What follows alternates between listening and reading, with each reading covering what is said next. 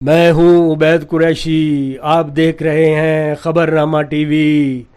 نوجوانوں کے بل بوتے پر آنے والی حکومت نے بزرگوں کی زندگی اجیرن کر دی۔ اسلام آباد کے دیہی علاقہ موضع کنگھڑ کے رہائشی بزرگ نے شکایات کے ڈھیر لگا دیے۔ علاقہ مسائل پر حکومت سے نوٹس لینے کی اپیل کر دی۔ بزرگ شہری ہمارے ساتھ ہیں۔ بابا جی، آپ علاقہ مسائل کے حوالے سے بتائیں۔ جی حاجی صاحب۔ جی السلام علیکم۔ حاجی صاحب موضع کنگڑ سے میں بات کر رہا ہوں۔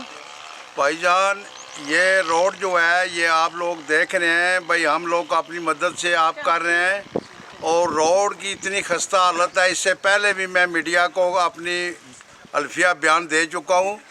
ہمارا حکومت سے اپیل ہے، بھائی یہاں میڈیا کے آدمی یا حکومت کا آدمی آ کر یہاں دیکھ لے بھائی یہ کیا خستہ حالت ہو رہی ہے، اور غریب عوام نو کھ بھی نہیں ملیا، نہ پنشن تے نہ تنخواہ تے 25 روپے فی لیٹر کے حساب سے حکومت نے تیل مہنگا کیا ہے، تو غریب آدمی تو گاڑی تو نہیں چلا سکتے۔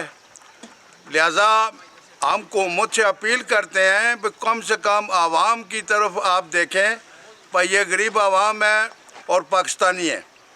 ہم لوگوں نے ووٹ اس لیے دیا ہے عمران صاحب کو، بھائی ہماری مدد کریں گے یا ہمارا مشکل جو ہے یا غریبی دور کریں گے۔ اس کا یہ مطلب نہیں ہے بھائی 25 روپے کسی بھی حکومت نے اٹا ٹائم تیل مہنگا نہیں کیا۔ عرصے دراز سے میری ایج تقریباً 70-72 سال ہے۔ 70-72 سال سے یہ پہلا چانس ہے جس پہ اس حکومت نے اتنا تیل مہنگا کیا ہے اور ویل فور کیا ہے۔